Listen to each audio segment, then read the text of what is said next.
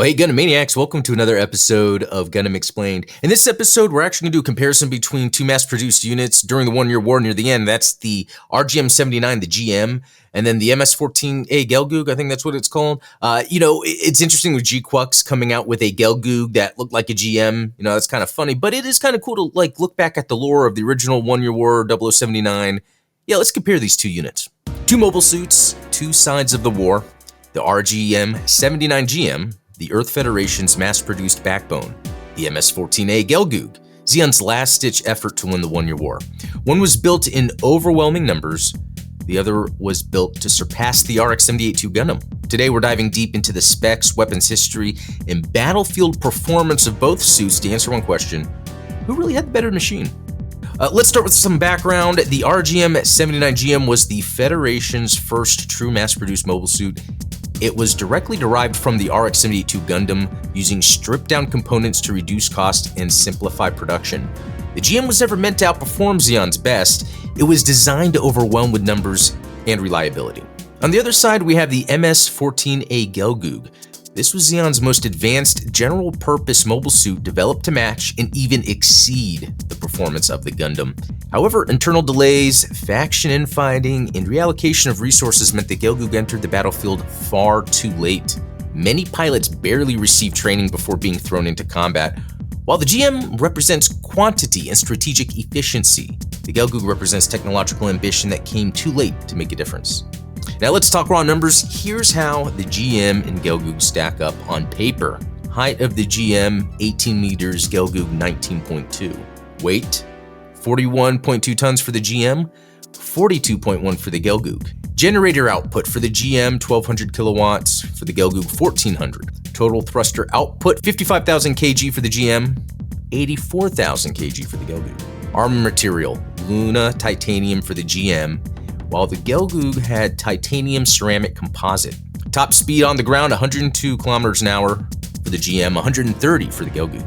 The Gelgoog has superior output, more thrust, stronger armor, and better mobility. It even matches the Gundam in performance. The GM, while respectable, was built for cost efficiency, not peak performance. So on specs alone, the Gelgoog wins without contest. But mobile suit combat isn't just about stats. Weaponry tells us even more. The GM was equipped with the beam spray gun, a short-range, rapid-fire beam weapon. While it had limited power and range compared to a traditional beam rifle, it was easier to use and cheaper to produce. It also carried a single beam saber and a lightweight shield. Some variants used 100mm machine guns or had Vulcan head cannons. We've even saw use of the Hyper Bazooka and even the prototype beam weapon. The Gelgoog, meanwhile, came standard with a powerful beam rifle that could match the Gundams. It also carried a unique beam naginata, a dual-bladed saber that gave it an edge in melee combat. Add in grenades and a heavier domed shield, and you've got a unit built for ace pilots. In terms of firepower, the Gelgoog clearly outguns the GM. But again, there's a catch. The GM wasn't built to duel, it was built to fight in coordinated squadrons. By the end of the one-year war, the Federation had produced hundreds of GMs. They flooded battlefields like Solomon and Abaoku, overwhelming Zeon with sheer force. Easy to pilot, easy to repair, and deadly in numbers. The Gelgoog, though powerful, was deployed too late. Pilots barely had any training. It was like giving a Formula One car to someone with a learner's permit. Even aces like Char Aznavold noted how few pilots could make full use of the Gelgoog's capabilities. It was arguably the best general-purpose MS of the war, but it had almost no time to prove it. In terms of legacy, the GM became the foundation of the Federation's mobile suit doctrine. From the GM2 to the GM3, the Nemo, and even the Jagan, its design lineage continued well into the UC 0090s and beyond. It was the Federation's workhorse for over a decade. The Gelgoog, however, was the swan song of Zeon's one-year war era innovation. Variants like the Gelgoog Marine and Commander type lived on in remnant groups like the Delaz Fleet and Axis Zeon, but it was never mass-produced at the scale needed to make a strategic impact. So who had the better mobile suit? On paper, the Gelgoog wins hands down. The Gelgoog wins hands down. It matched the Gundam, had superior weapons and armor and mobility. But in practice, the GM was the better war machine. It was cheap, easy to produce, easy to pilot, and available when it mattered most. It's a classic battle between quality and quantity, and this time, quantity won. So let me know what you think. Could Zeon have turned the war around if the Gelgoog was deployed earlier, or was the GM the true MVP of the 1 Year War?